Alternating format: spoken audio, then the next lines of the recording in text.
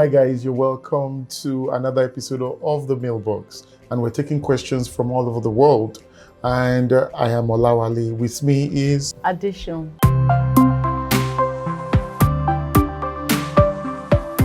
So the first question is from Kenya and it's from Caleb. Caleb says, I live with a housemate who refuses to clean.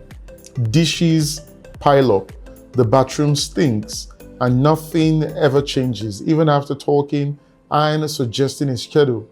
I can't afford to move right now. How do I manage this situation without losing my peace?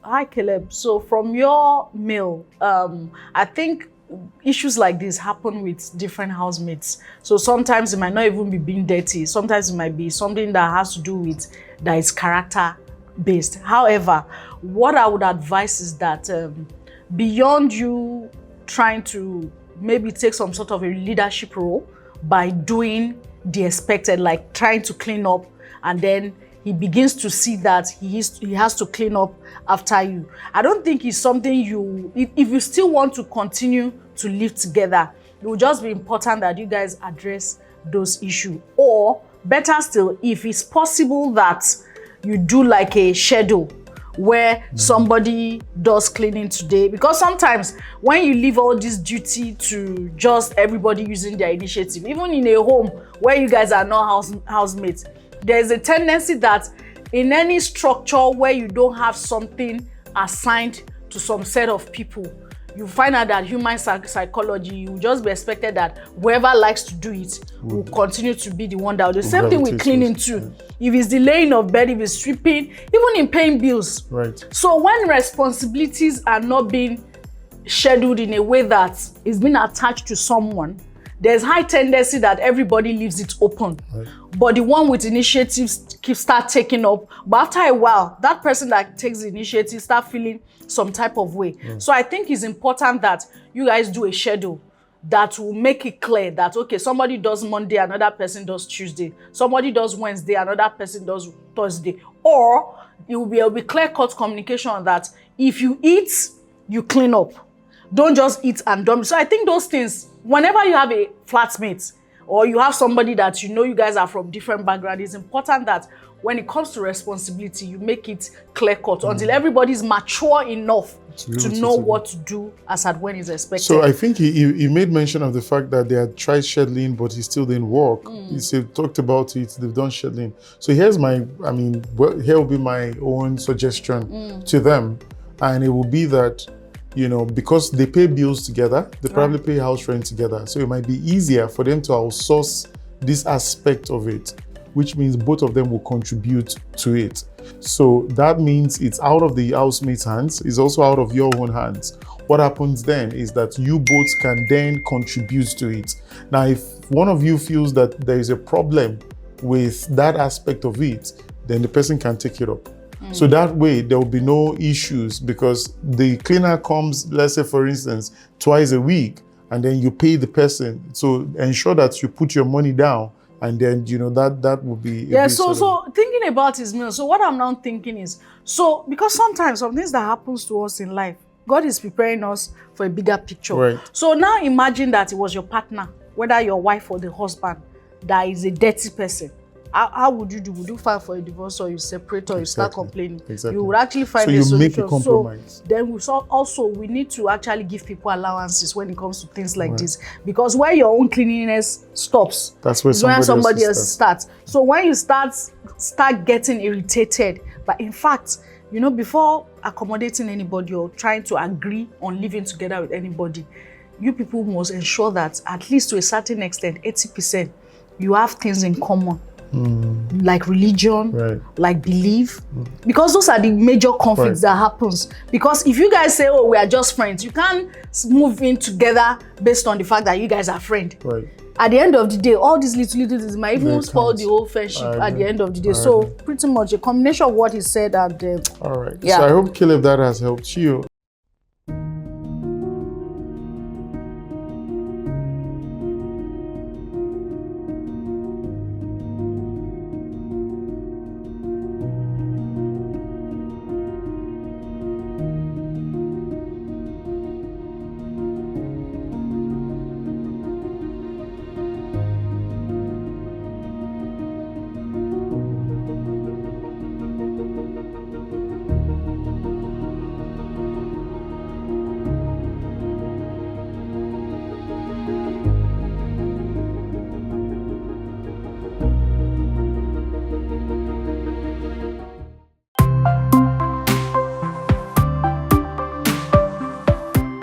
And moving on to the second question, it says, my husband's new female pastor makes me uncomfortable. This is from Ifoma from Nigeria. It says, since my husband started attending a new church, he's been overtly excited about his female pastor. He quotes her, praises her, even started dressing differently because she recommended it. I don't want to be paranoid, but I'm uncomfortable. When I brought it up, he said I was being unspiritual. Is this insecurity or am I ignoring red flags? There's no red flag In anywhere. marriage. There's no red flag anywhere. So I think Ifoma, you actually really need to work on yourself before we even move to your husband. So there's some subtle insecurities that people deal with and they grow and they don't know. So that is changed church. You guys are going to the same church. That is happy. It should be your joy.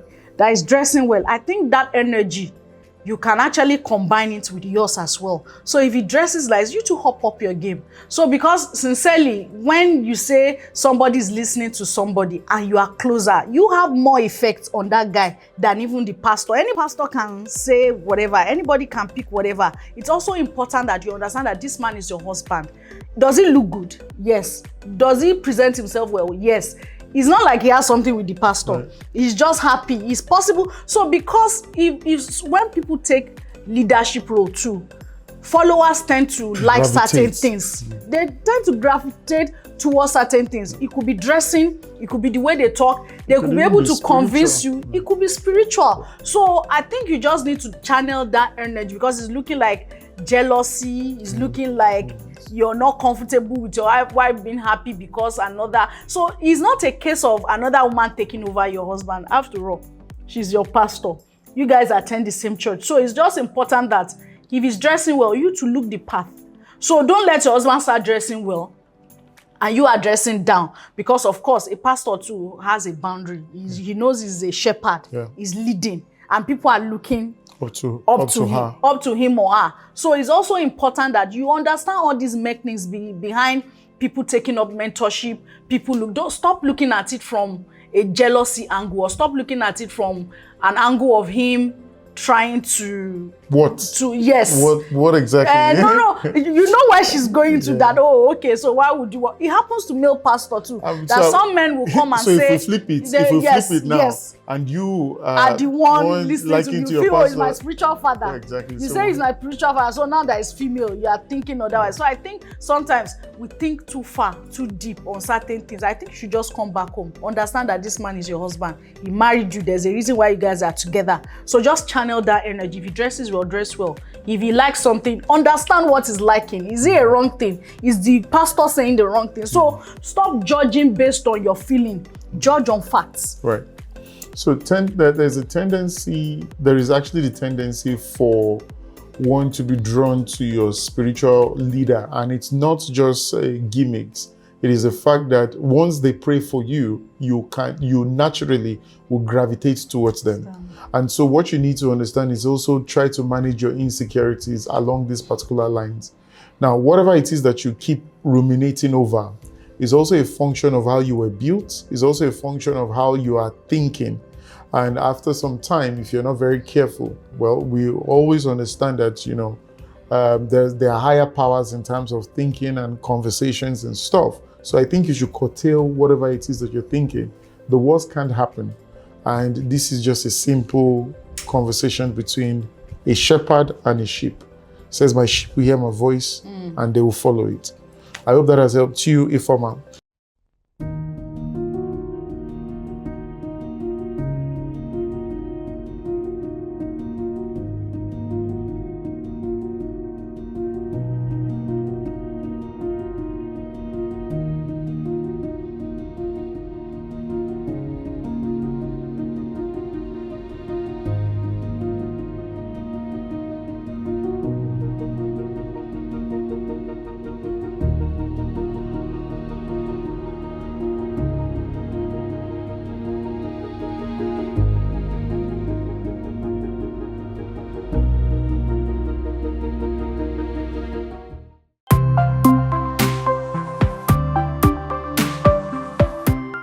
And that takes us to the last question on this particular episode.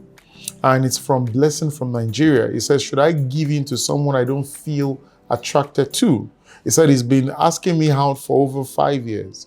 He's kind, he's consistent, he's caring, but I've never been attracted to him. Lately, I'm wondering, should I give him a chance, even if the spark isn't there? What if I grow into it or regret it? Has anyone made it work this way? Blessing, see, for any relationship, attraction is key. In fact, number one. Those things, there's no spark. Don't stress yourself, because it looks like you want to start praying about what you yourself know that is not existing. The truth about the matter is, for anybody that is trying to have, for 5 years, the guy has been persistent, you still can't see the beauty in what he's saying, then don't disturb yourself. It won't happen. So don't ever marry or start a relationship based on pity. Don't ever start a relationship based on it would happen. Those things are fundamental from the get-go. Once the spark does not exist, stop wasting the guy's time. Let it just, except I'm beginning to see that there are other things you are enjoying in that approach. I think it's just the only one. No, I think so. I'm speaking from a female angle now. Okay. So when you know that a spark is not existing, but there are resources that are available to fuel your lifestyle, there's tendency of you keeping the person. At the end of the day, the future of that relationship is looking like somebody will be responsible for bill, another person will be responsible for emotions. Okay. So when you start seeing a female say, oh, should I consider, you know that, trust me, if the guy is broke, there won't be any reason to even send in a mail. No, there won't be any reason. So somebody consistently has been fueling your lifestyle. That's one hidden thing you did not write. And immediately I read through, I knew it. For 5 years, this guy has been. So you can't even own up to you saying, no, I'm not interested, because the guy has done a lot. Now, based on pity, because if you've spoken to different people that have similar issues, you know that that's the challenge. Right. So the guy is responsible for something. Right. So it's even possible that the guy was responsible for your academics, gave you a job, right, or is paying you, or you're getting money from him, or is a distant friend that has helped you in times of need, or your kidney is inside his body. You also, no, there are different issues like that will be existing for you to now say, oh, you want to consider him. So, my dear, please stop wasting his time and stop wasting your time. If the spark is not existing, I really don't know what you want to pray about as far as this guy is concerned, because it's been 5 years. Right. So the earlier you let the guy go, the better. I agree. I mean, chemistry is one of the most fundamental things in a relationship. So you see, when Isaac was brought a lady, when he saw her, he said, this is it. Even when Adam saw Eve, he said, this is the bone of my bone and the flesh of my flesh. When Jacob saw his wife, he was gingered about it. He didn't even mind spending 14 years, extra, to wait just for attraction. So attraction is a deeper conversation, all right? And if you look at the premise in which Apostle Paul made us, marry, he says, if you can hold your body, hold it. But if you can't, ensure that you marry. So it's essentially based on attraction. Attraction is one of the most critical aspects to marriage, because you can go ahead and marry now, and then in the next 1 year or 6 months, you're seeking for divorce because you found out that you are not moving anywhere. All right? I hope that has helped you.